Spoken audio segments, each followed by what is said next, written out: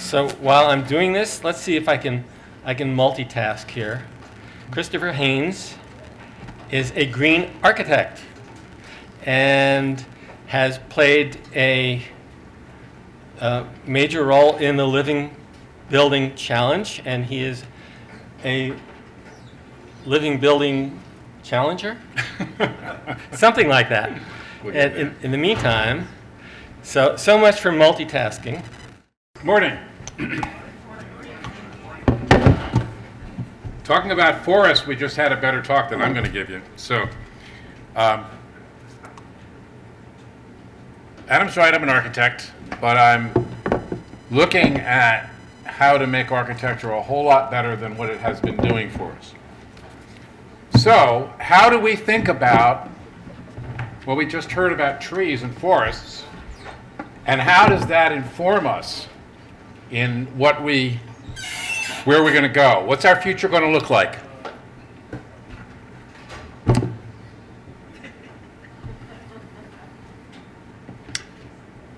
We all know the definition, the author. So if I could snap my fingers and reverse all the destruction of the past 10,000 years, we would start repeating our mistakes tomorrow, unless we have changed. Because Murayama told us last night, we don't have to fix the earth, we have to fix ourselves.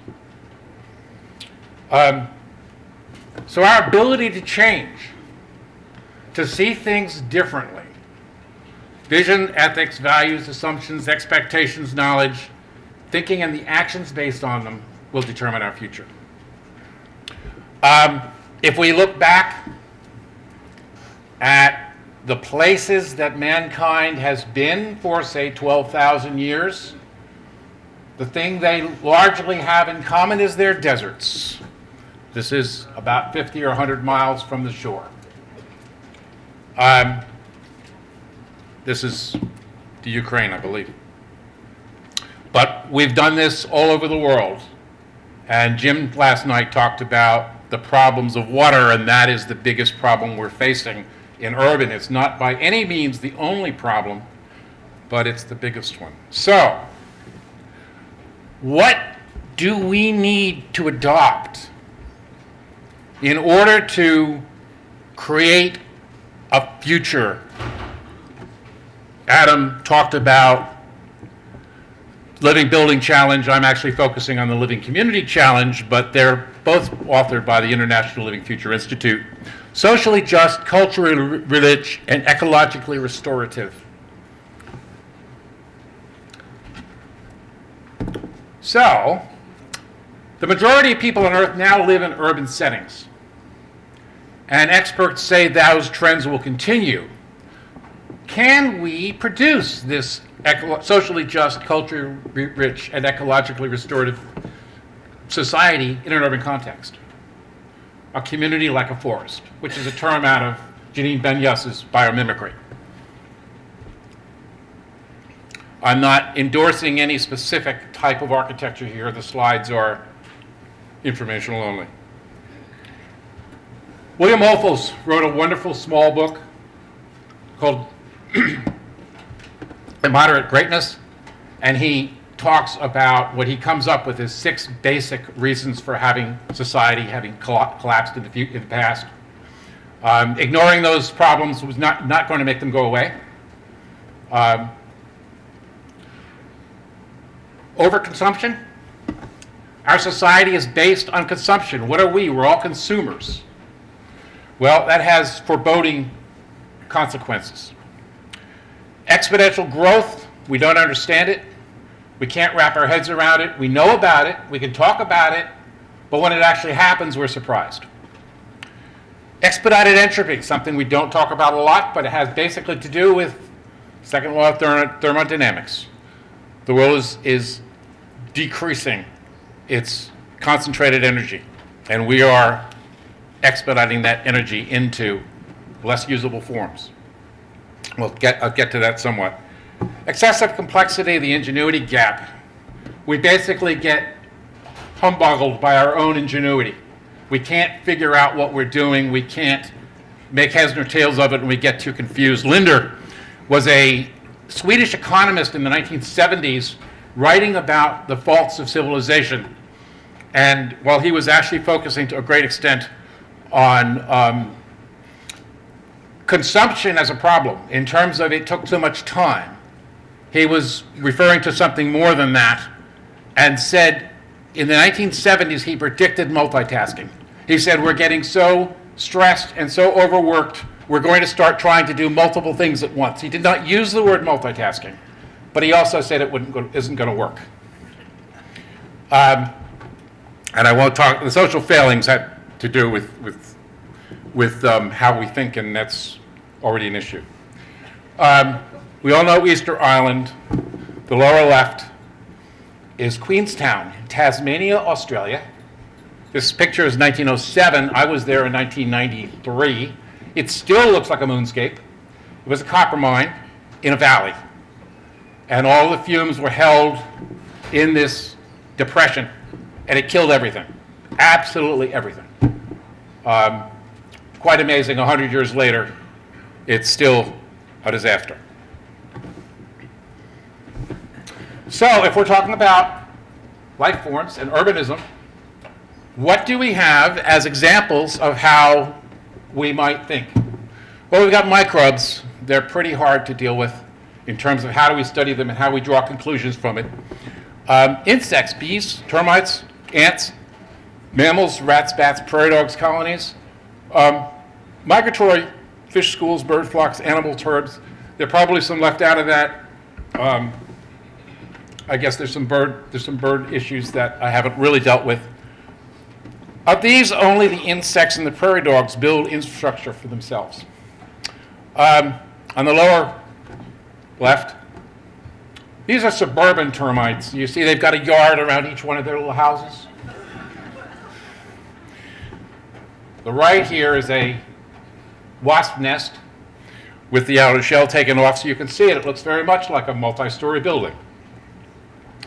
Okay, as opposed to the suburban termites, upper left, these are high-density townhouses. Those are people down there in the bottom left. So this is huge termite. The anthill, you actually can read this, noting that while it looks old, it's immediately repaired. Any damage is immediately repaired. The wasp nest and the prairie dog homes. Now these prairie dog homes, and there are people here that know an awful lot more about prairie dogs than I do.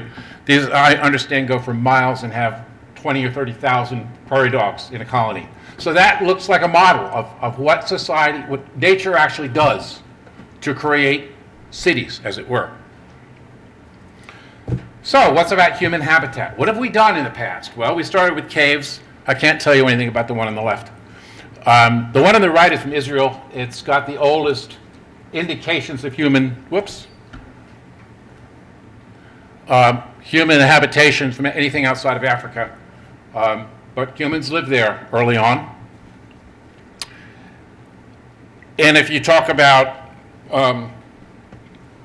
Polynesian societies, this is actually going to want to, and it's sort of modern, but the basic structures of poles and grasses and leaves being used for covering is very common of many, many places of the world throughout history. Many transported tents. American Indians did, and there are various other cultures that use tents and nomadic systems. Lower left is the British Isles. Quite old log systems, everything built sod, underground, very simple houses. This is Scandinavia. A technology developed, half timbers. These are medieval 1500s, which is actually a little late medieval. Here you've got brick infill, and here's stone, rubble. This building is about 1500. It's the same structure, half timbered, using plaster and stucco, lime, various early forms of covering to seal everything up. And as long as that's repaired, these buildings are extremely sturdy. Okay, now you've got half timber with better quality, didn't want to go there. Better quality brickwork. In the middle, this is Bologna. brick and early construction. This is, again, 1500s construction. And on the right is a cut stone, where you've developed a little more sophistication in their craftsmanship. Of course, Greeks and Romans did this too 5,000 years earlier, several thousand years earlier. But you get more expensive buildings were done with fancier stonework. So we get to modern construction. And we've gotten more sophisticated, we've gotten a lot bigger, but we've also drastically increased the costs, both ecologically and economically, resource-wise. Office tower, very sophisticated engineering. You can see the cross bracing, wind loads and earthquake conductions. So we've made a pretty fancy building, but it's got an awful lot of embodied energy. So the one on the left is completely insignificant. It's a 19-story concrete frame building. It's the office building for Santos, which is the gas company in Adelaide, South Australia. And it's completely standard. There's nothing special about it, except that a University of South Australia student did an embodied energy study on the content of that building. 20 stories, not special in any way. If my memory serves me correctly, the embodied energy, the energy that was used to create the materials that make up that building, which was built, was 6 times the energy of the atomic bomb that dropped on Hiroshima. That's just one building. One not very large, not very important building. Austin, Texas. Now, I could have picked a bigger city, but still, I mean, you can see a lot more buildings that are a lot bigger than 20 stories. And this is what we're putting into our built environment.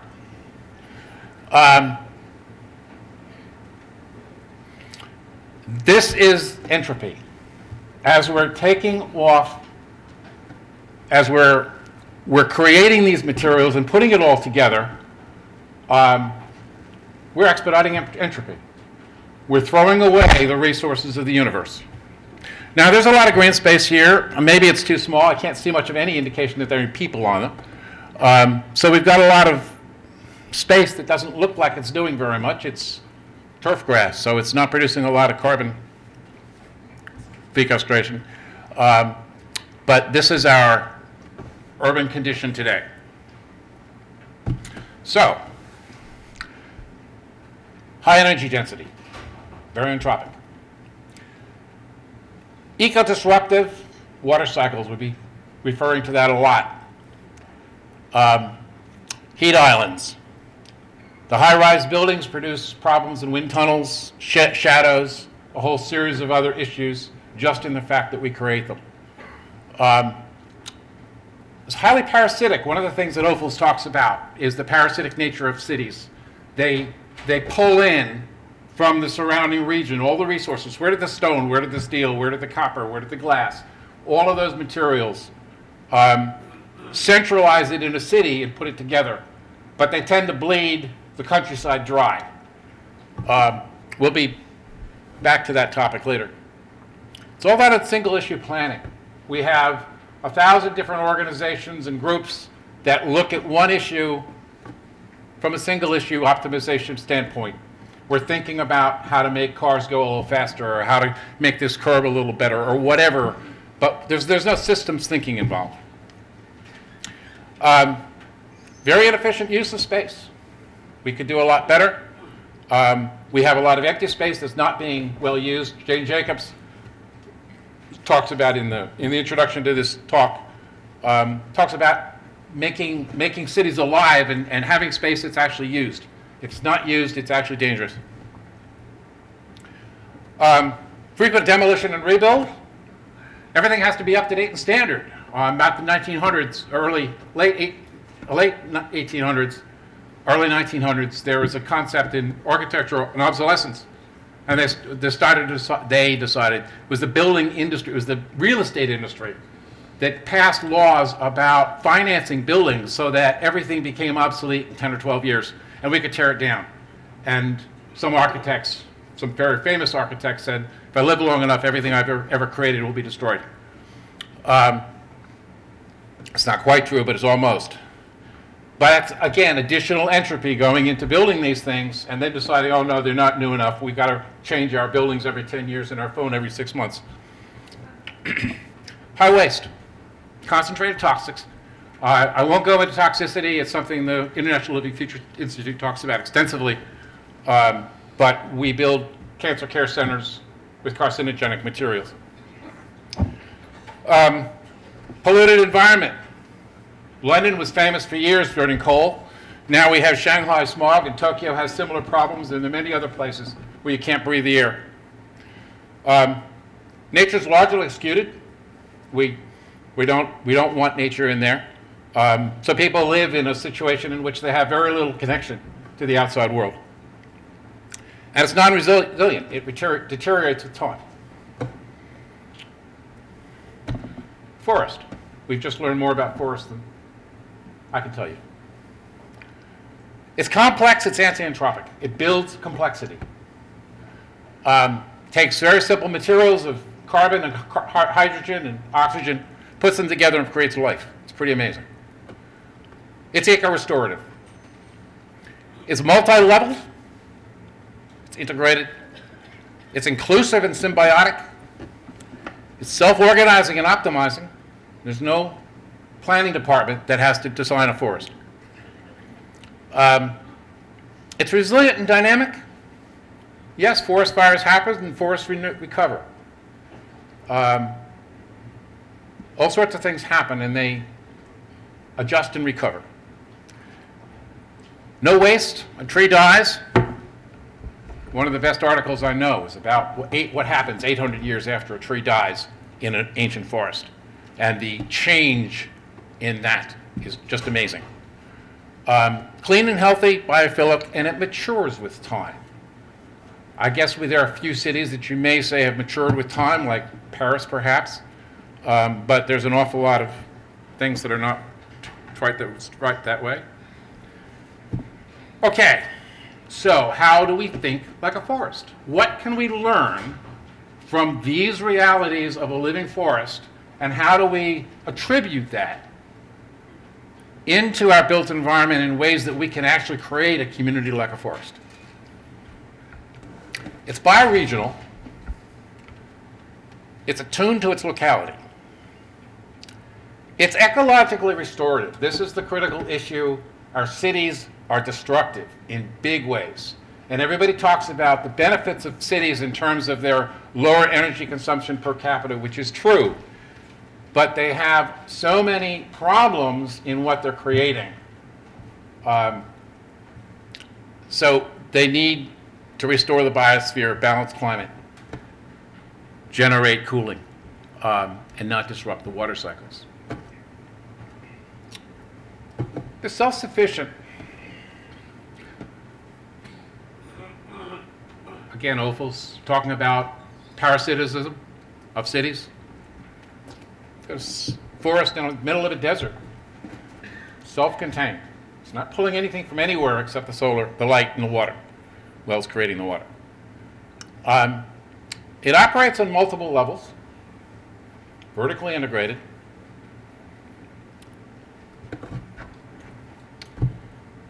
It's resilient. It's living. It can do things with living tissues that we can't do with dead ones. And it's beautiful. Our lower left is vines and roots and the amazing intricacies of what they've created. This is just a log with tree rings, noting the history of the tree and how it's operated. But all the life is on the outside edge. The inner rings aren't necessarily dead. At some point they may die, but they're no longer growing. This is mycelium. The hair-like structures are the very tips. And all of that is what is alive, and then the pieces behind it. Renew. So how do we build like a forest? I'm being a little facetious if you recognize the pictures. This is the Shire. and the home tree. So we're probably not going to produce those, but we can observe how nature works.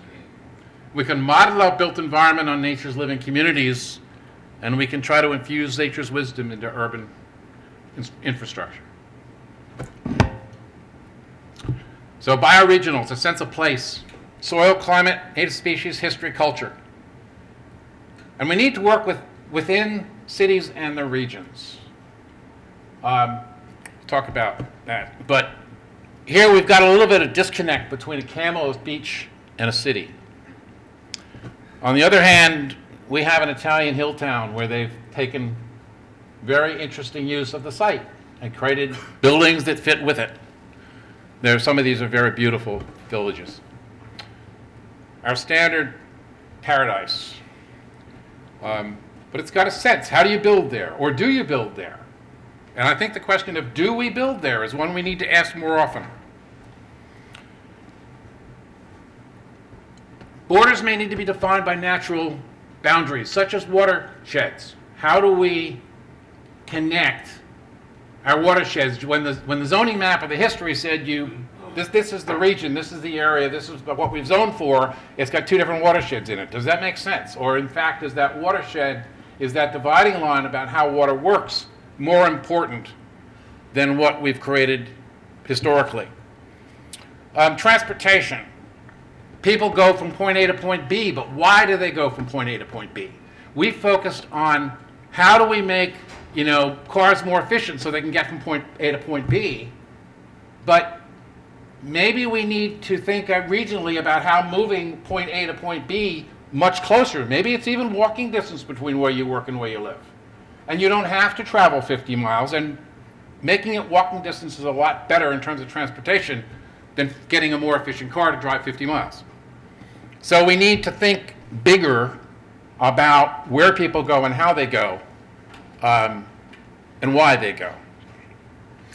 And human densities may be determined by water and other resource use. Maybe we shouldn't live there.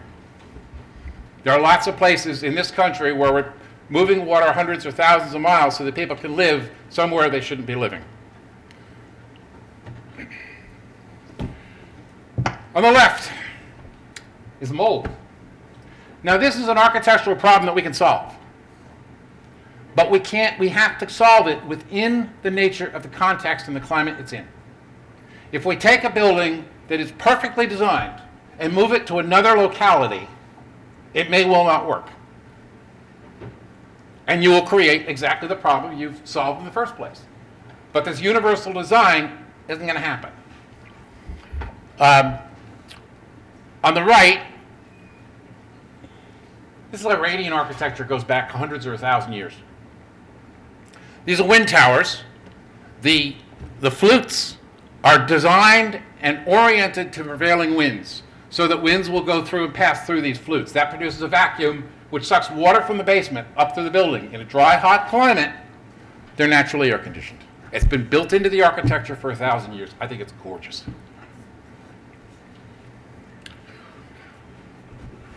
Sites need to be respected. Another Italian hill town. And species. Well, we found a way to let them in. Created corridors that wander through the built environment in ways that other species might be able to travel them. Ecologically restorative.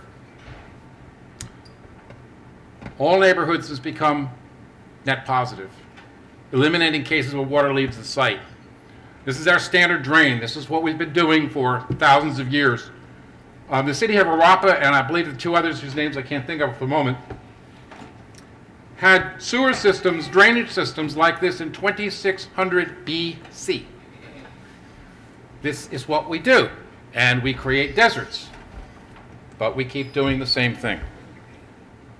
These are just three simple examples of ways that you can make sure water penetrates to the groundwater. There are lots and lots of them. There's a whole talk on just that. Heat islands. If you can make out Detroit, Indianapolis, and St. Louis, that's basically the center of our country, and this is indicating surface temperatures. This is our built environment, reflecting and absorbing heat. This is, I believe, Switzerland. Grain roof. I'm not sure how waterproof it is at this point. Maybe those roots haven't gone through it, but I think it's a gorgeous little picture. The ants repaired the damage they had immediately. That was critical to their operation. On the left is a monastery in Jordan. As I've got it right, it's been continually operated for over 800 years. We need to think about repairing and maintaining buildings in this form. I don't know if anybody recognizes this. That is the original Grand Central Station for New York City. It was built in New York in 1870-something, 8 maybe, and it was decided to be replaced and upgraded about 1900. At which point Teddy Roosevelt was in the White House, and he had a penthouse apartment in the Opalston apartment building on Genesee Street in New York, in Utica. I used to work in the Opalston apartment building. And so they took the Grand Central Station apart, put it on a train, and transported it to Utica and reconstructed it. In 1970s, when I was in Utica, it was a mess, and they were going to tear it down.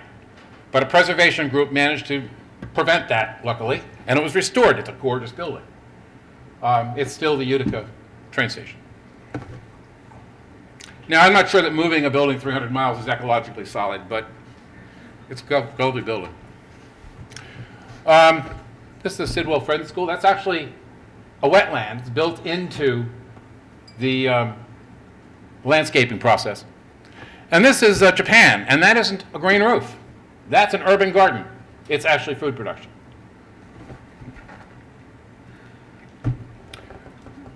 Other creatures. Well, putting a little bit of nature into our cities is probably a very good idea. In fact, a necessary one. I'm not sure about the wild pig. That's from a news photo. But there she be. Okay, multiple levels, vertically integrated. I love this picture. Your whole neighborhood's having breakfast on Main Street. But we go from upper left is just some landscaping with a little more concern for ecology than some places, though I don't like the paving. Rooftop gardens, food production on the roof. This is living walls producing food on the wall, so you get in, go get your lunch. And I guess that's a rooftop garden of sorts.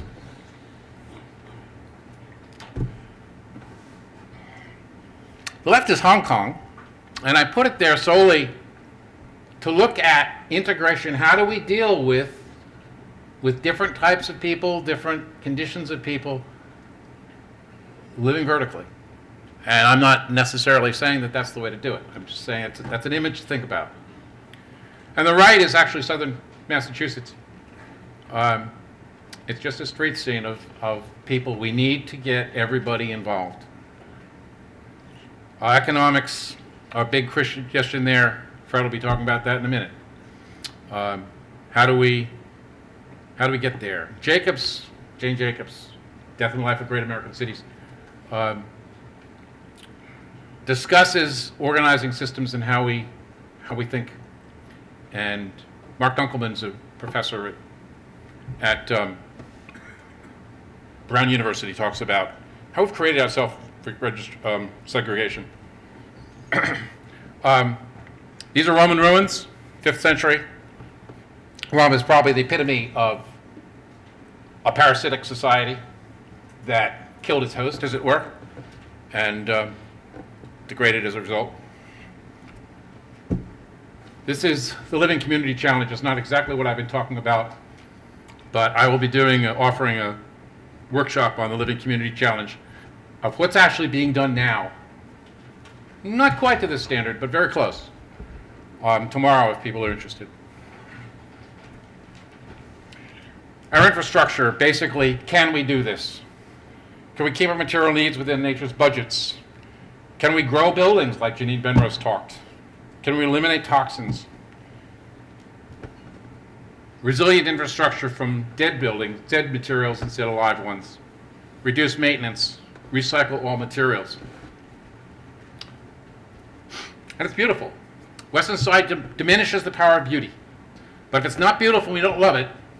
If we don't love it, we won't care for it. If we don't care for it, it'll not last. So beauty is actually a big part of the built environment. It matters.